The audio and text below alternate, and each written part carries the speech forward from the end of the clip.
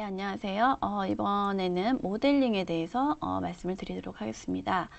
첫 번째 부분에서 계산과학이 무엇인가에 대해서 그리고 많은 다양한 활용되어지는 부분들을 살펴보았는데 계산과학을 연구하는 데 있어서 제일 첫 번째 여러분이 해야 될 것은 여러분이 무엇을 풀 것인가, 어떤 문제를 묘사하기를 원하는가, 그리고 내가 풀어야 되는 문제가 무엇인가를 먼저 확립하는 것이 제일 중요합니다. 그 확립하는 과정에서부터 문제 솔루션을 해를 찾아낼 때까지 그 일련의 과정을 모델링이라고 하는데, 지금부터 차근차근 모델링 절차를 알아보도록 하겠습니다. 모델링이란 여러분이 구현하려고 하는 또는 알고자 하는 여러 현상을 수학 또는 계산과학적인 수단에 의해서 정리하고 조직하는 활동으로 이해를 할 수 있습니다. 또한 모델링이란 문제를 해결하기 위해서 여러 가지 수학적 표현을 이용하여 변환시켜서 현상에 내재되어진 수학적 개념을 파악하고 문제를 해결해서 실세계의 문제 상황에 적용할 수 있도록 조장하는 활동을 모델링이라고 보시면 되겠습니다. 모델링을 통해서 우리는 풀고자 하는 문제에 대한 개념과 방법을 이해할 수 있고, 또 실생활 또는 다른 학문에서의 융합적 지식을 배양할 수 있고, 이의 응용 부분을 모델링을 실제를 통해서 이해할 수 있으며 다양한 문제 해결 태도 및 그리고 활동 능력을 배양할 수 있습니다. 자, 모델링 절차입니다. 좀 전에 말씀드렸듯이 모델링이란 어떤 복잡하고 다양한 실제 응용 문제의 해를 분석하기 위한 일련의 과정이라고 보시면 되는데, 자연, 인문, 사회 법칙에 대한 지식과 그리고 이들 현상에서 관측되는 또는 특정 규칙에 획득되어지는 데이터가 선행 요소로 필요하게 됐습니다. 모델링을 하기 위해서는 먼저 여러분이 풀려고 하는 문제가 무엇인지, 그리고 구하고자 하는 문제가 무엇인지를 결정해야 하는 문제 분석 스텝이 있고요. 두 번째는 그 문제의 세팅이 되었다면 얘를 어떻게 풀 것인가, 어떠한 가정에서 이러한 문제를 이해를 할 것인가 등을 나타내는 모델 디자인이 있습니다. 그 다음에 그 모델 디자인을 기반으로 수식으로 모델링을 한다면, 세 번째 단계는 그 모델링 되어진 수식의 해를 구하는 작업이 되겠습니다. 물론 해를 구할 때는 해석적으로 구할 수도 있고 수치적으로 해를 구할 수도 있는데, 그 구한 해를 가지고 네 번째 단계에서는 우리가 구한 모델 방정식의 해가 제대로 잘 구해진 해인지, 명확하고 타당한 해가 되는지를 분석과 검증을 하셔야 하고요. 그게 그 단계가 모두 통과가 되었다면 마지막 단계로 모델을 알리고 또는 보수 또는 유지 등의 작업을 하시면 됩니다. 자, 차근차근 세부 절차를 살펴보기로 하죠. 첫 번째 스텝에서는 문제 분석을 하여야 하는데, 여러분이 자기가 풀려고 하는 문제가 무엇인지 결정을 하셔야 하고요. 예를 들어서 나는 어떤 내일 일주일 후에 날씨를 예측하고 싶다, 이렇게 한다면 그 날씨 예측에 관한 문제, 날씨 예보에 관한 문제를 결정을 하였다면, 이제 그러한 문제를 결정하고 나서 이제 그 문제를 제일 잘 묘사할 수 있는 어떠한 종류의 모델을 이용할지를 결정하셔야 합니다. 다양한 모델을 분류하는 방법에는 다양한 방법이 있지만, 간단한 몇 가지를 말씀드리면 연속적, 이산적 모델로 분류가 되어질 수 있고요. 이 말은 어떤 시간에 대한 연속적인 흐름을 나타내는 그런 결정론적 모델을 원하느냐, 또는 어떤 이산적인 디스크리트한 모델을 원하느냐 등을 분류를 하실 수 있고, 여러분은 이 두 가지 중에서 하나를 택하시면 되겠죠. 그리고 어떤 미래의 일이 이미 정확하게 시간에 대한 어떠한 다이나믹스로 표현되어질 수 있는 결정론적 모델인지, 또는 아주 많은 변동성을 포함하고 있는 모델이어서 확률론적 모델을 적용을 하여야 하는지 등에 관한 것에 따라 여러분의 풀려고 하는 문제의 특성에 맞게 어떠한 종류의 모델을 이용을 할지 결정을 하셔야 합니다. 일단 모델을 결정을 하셨으면 모델이 디자인으로 들어가야 합니다.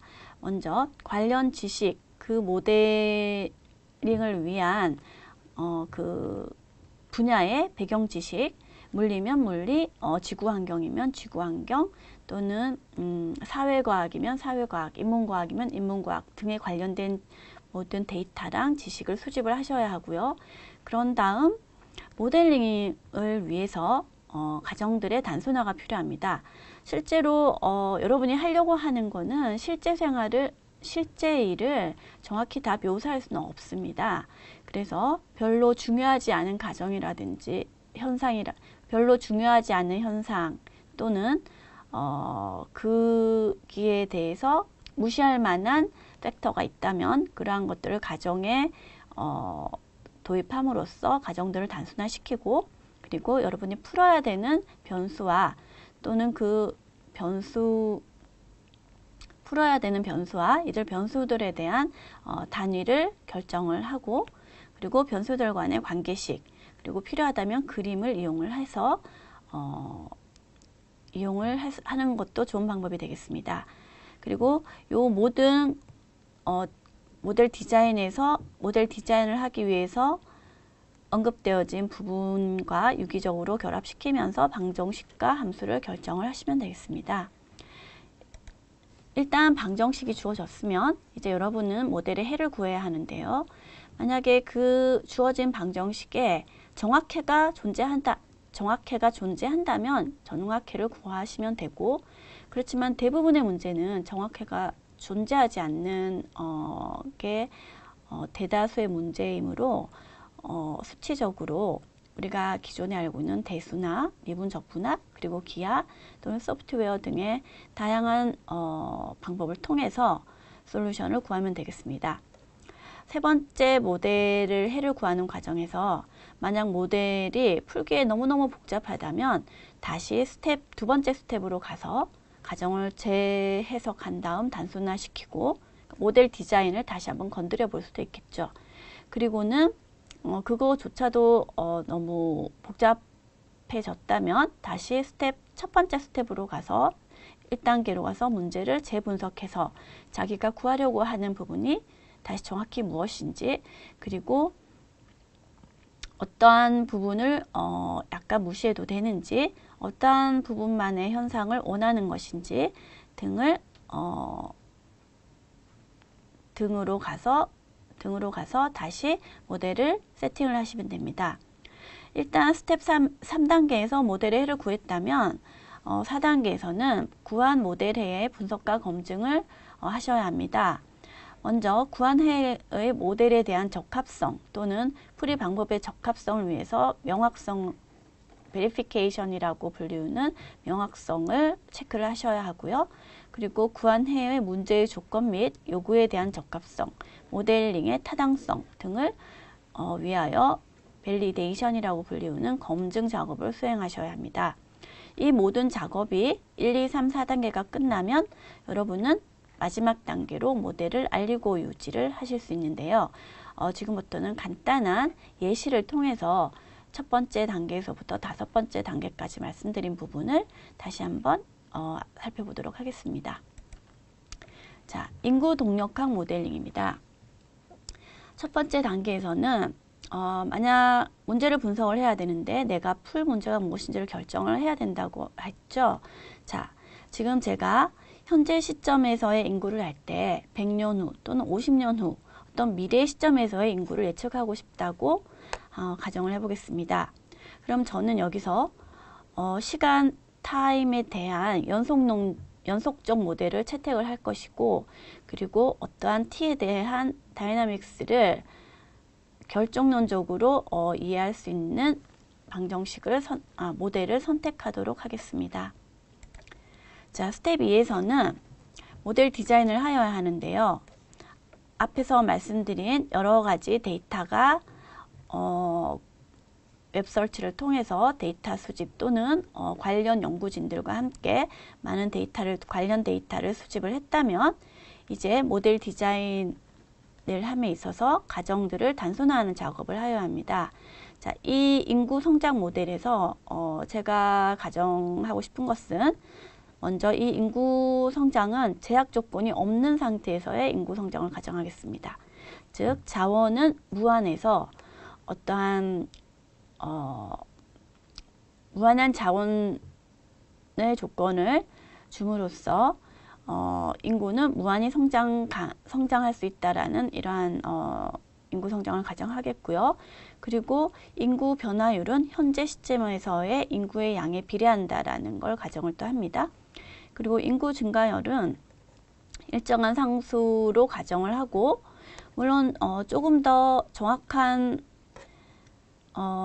모사를 원한다면 증가율 자체도 시간에 의존한 그런 함수 모양이 될 수도 있겠습니다. 그리고 외부로부터의 유입되는 그리고 유출되는 인구는 없다라고 또한 가정을 합니다.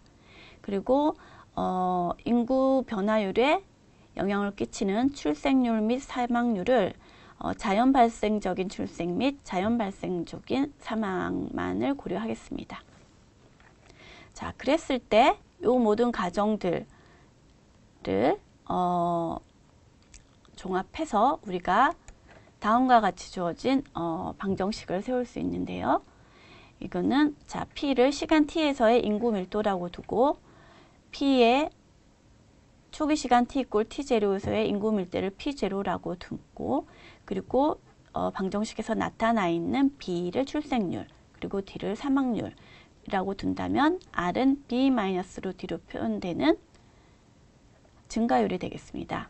그래서 이 주어진 미분 방정식은 인구의 성장률은 현재 인구에 비례해서 나오는 출생률에서 현재 인구에 비례해서 나오는 사망률을 빼면 된다라는 좀 전에 주어진 가정을 그대로 반영하는 이런 방정식을 디자인하게 되었습니다. 자, 지금까지 우리가 첫 번째 단계인 문제 분석 풀려고 하는 문제가 무엇인지를 세팅을 했고 두 번째 다양한 데이터 수집을 근거로 이런 또 적당한 가정을 단순화하여 인구 동력학 미분 방정식을 만들어냈습니다. 자, 그 다음에는 모델의 해를 구해야 되는 작업인데요. 지금 인구 동력학 저희가 풀고 있는 인구 동력학 모델링 같은 경우에는 정확한 해가 존재하는 방정식이 되겠습니다. 그래서 이 모델의 해를 구하는 것은 선형 미분 방정식의 정확해를 구할 수 있는데 이 방법은 그 방법을 구해서 풀어보면 인구 밀도는 시간 t에서의 인구 밀도는 초기 데이터에다가 여기 R은 출생률에서 사망률을 뺀 거였죠. 그리고 T0는 초기 시간을 T0라고 두었습니다. 이러한 지수함수꼴로 정확해가 주어지게 됩니다. 물론 정확해가 존재하지만 때로는 정확해가 존재하지 않는 경우에 대해서 수치적 근사해를 적용하기도 하는데 이때는 초기 값을 가지는 미분 방정식의 수치적 해법 방법을 이용하면 구하실 수 있겠습니다. 자, 지금까지 3단계에서 우리가 세팅한 모델의 해를 구했는데 자, 이제는 구한 해가 3단계에서 구한 해가 정확히 잘 구해진 해였는지 그리고 본래의 데이터에 잘 피팅하는 해인지 이러한 것들의 검증 과정이 필요하게 되겠습니다. 구한 해석적, 수치적 방법의 정확도, 수렴성, 안정성 등을 봄으로써 우리는 해를 분석을 할 수 있고 검증을 할 수가 있는데 조금 전에 저희가 구한 해는 사실은 지수 곡선이 되어서 짧은 시간에도 아주 인구 성장률이 엄청나게 커져서 인구 폭발을 일으키는 그런 모델이 되겠습니다. 그리고 이제 요 구한 모델의 해를 분석하고 검증함에 있어서 여러분 이제 오차 분석을 시행을 하셔야 되고요. 이 오차 분석은 곧 이어지는 세 번째 내용에서 다시 한번 다루겠습니다. 그리고 아까도 말씀드렸지만 이러한 결과를 보다 더 잘 이해하고 분석하기 위해서 이러한 해의 과학적 가시화가 필요하고요. 그리고 2단계에서 주어진 데이터와 비교를 해서 분석과 검증 등을 수행하실 수 있습니다.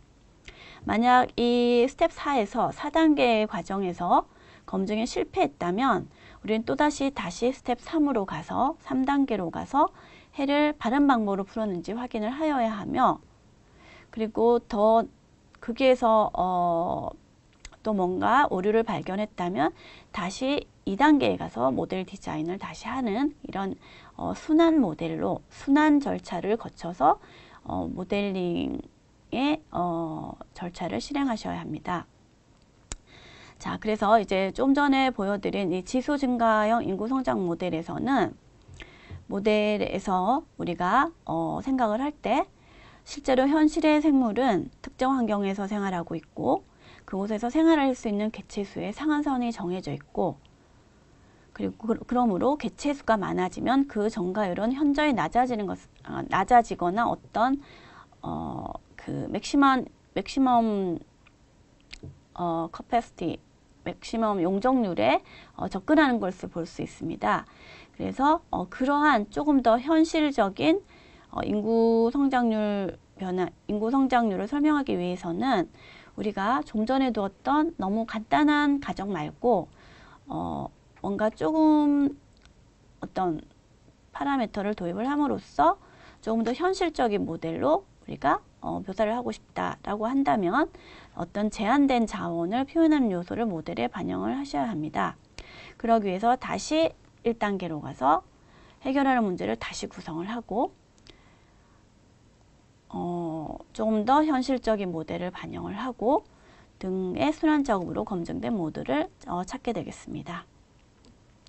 자, 그래서 좀 전에 얘기 드렸던 왼쪽에 있는 그림은 왼쪽에 있는 방정식은 지수 증가형 인구 성장 모델이고요.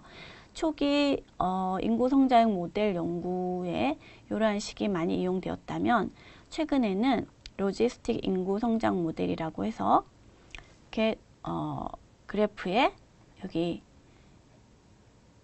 S자 같이 생긴 이런 부분에 로지스틱 인구 성장 모델을 많이 쓰고 있습니다. 그래서 여기서 기존의 가정에서 그 무한한 자원이라는 가정을 빼버리고 여기서 R에 관련되어지는 여기서 지금 사실은 R과 K가 약간 혼돈되게 쓰여 있는데 여기 인구 성장 모델의 R과 지수 증가형 성장 모델의 R은 같은 R이 아닙니다.